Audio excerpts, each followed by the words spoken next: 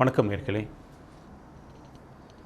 எது ஆளுமை அப்படி என்றால், அறிவும் வளரணும், ஆளும் வளர வேண்டும் என்று சொல்லுகின்றார்கள். ஃபிசிக்கல் அப்பியரன்ஸ் இருக்கு இல்லையா, தோற்றம், அதுலேயும் ஒரு கம்பீரம் இருக்க வேண்டும்.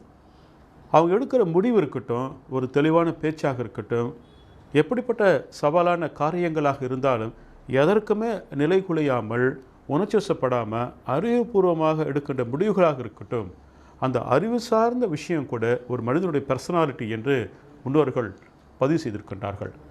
அறிவும் சிறப்பாக இருக்கணும், ஃபிசிக்கல் அப்பியரன்ஸும் சிறப்பாக இருக்க வேண்டும். அதுதான் ஒரு மனிதனுக்கான அடையாளம் என்று முன்னோர்கள் பதிவு செய்திருக்கின்றார்கள். இன்றைக்கி பல பேர் பார்க்குறோம், ஃபிசிக்கல் அப்பியரன்ஸு ரொம்ப அழகாக இருப்பாங்க, ஆனால் பயந்தாங்கொல்லிகளாக இருக்கின்றார்கள். பார்ப்பதற்கு ரொம்ப பர்சனாலிட்டியாக இருப்பாங்க, ஆனால் முடிவெடுக்க அச்சப்படுவார்கள். டாக்டர் என்ன சொல்கிறாங்க, ஒரு மனிதனுக்கான அடையாளம் என்பது மனசில் எப்பொழுதும் தைரியமும் ஊக்கமும் இருக்க வேண்டும். அப்படிப்பட்ட மனித சமூகத்தை உருவாக்க வேண்டும் என்பதற்காகத்தான் பிரபல மருத்துவர் டாக்டர் எஸ் எம் பதுர் அவர்கள் அன்றாடம் ஒரு தாய் எப்படி தன்னுடைய குழந்தைக்கு நிலாவை காட்டி சோறு ஊட்டுவாங்களோ, அதே போலன்று உலகத்தினுடைய பல செய்திகளெல்லாம் எடுத்துக்காட்டாக கூறி ஒரு குழந்தைக்கு சொல்வதை போன்று நம்ம நேயர்களுக்கு அழகாக பகிர்ந்து கொண்டே வருகின்றார். பெரிய சித்தாந்தங்களை பிரபல மருத்துவர் டாக்டர் எஸ் எம் பதுர் அவர்கள் இன்றைக்கு வந்திருக்கின்றார். அவரை வரவேற்று நீங்கள் ஆவலோடு காத்து கொண்டிருக்கின்ற கமலா தொலைக்காட்சி வழங்கக்கூடிய நிகழ்ச்சி இனி உங்களுக்காக பேசலாம் சிறப்பு மருத்துவரோடு. டாக்டர் வணக்கம்.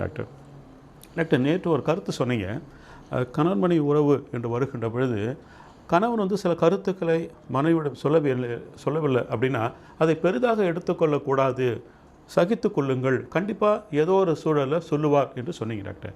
இப்போ அதை தொடர ஒரு கேள்வி என்னவென்றால், இன்றைக்கு நிறைய ஒரு விபத்துக்கள், கொரோனா காலகட்டம் நம்ம கடந்து வந்திருக்கிறோம் டாக்டர். மரணம் என்பது எல்லாருக்கும் நிச்சயிக்கப்பட்ட ஒன்றாக இருக்குது, இன்றோ நாளையோ நாளை மறுநாளோ என்பது. அப்போ பல ஆண்களை பார்க்குறேன் டாக்டர், கோடிக்கணக்கான பிஸ்னஸ் செய்வாங்க, அது சம்மந்தப்பட்ட பணம் டிரான்சாக்ஷன் இருக்கும், அது சம்மந்தப்பட்ட டாக்குமெண்ட்ஸ் இருக்கும், எதையுமே ஒய்ஃபோட சொல்ல மாட்டாங்க. திடீரென்று பல நேரங்களில் பார்க்க ஹார்ட் அட்டாக் திடீர்னு இறந்துடுறாங்க.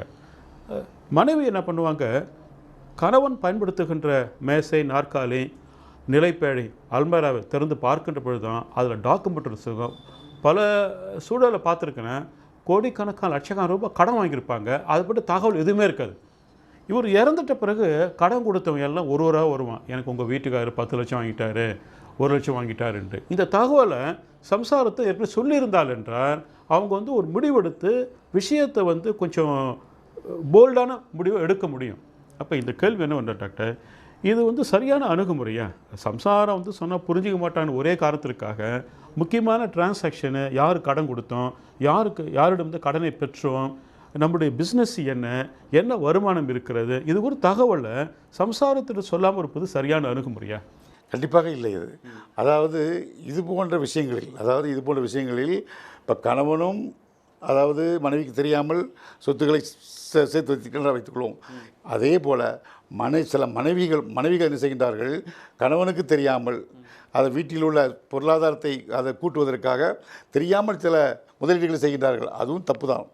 அது எவ்வளோ பெரிய விபரீதம், அபரிதமான ஒரு லாபம் கிடைத்தாலும் சரி, கணவனுக்கு தெரியாமல் அந்த வேலையை செய்யக்கூடாது. கணவனும் அப்படித்தான், மனைவியிடம் கண்டிப்பாக அதை தெரிவித்து தான் ஆக வேண்டும். அப்பொழுதுதான் ஏனென்றால் நீ சொல்வது போல் இறப்பு என்பது எப்படி வேணாலும் வரலாம். ஆக ஒருவேளை மனைவியிடம் சொன்னால் அவருக்கு அதனுடைய இது சரி வரவில்லை என்றால் தன்னுடைய அந்த சொத்து விவரங்கள், ரகசியங்கள் யாராவது ஒரு ஆளுக்கு தெரிந்துதான் ஆக வேண்டும்.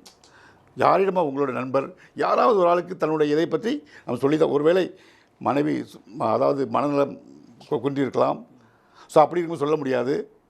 அப்படி இருக்கும் பொழுது அவருடைய நிலை என்ன, அவருடைய ஃபைனான்சியல் நிலை என்ன, அவருடைய பொசிஷன் என்ன என்பதை இன்னொரு ஆளுக்கு யாருக்காவது தெரியப்படுத்தியிருக்க வேண்டும். குடும்பத்தில் உள்ளவர்களுக்கு, நண்பர்களுக்கு, யாருக்காவது குடும்பத்திலே உள்ளவர்களுக்கு ஒரு ஆள் தெரியப்படுத்தியிருக்க வேண்டும்.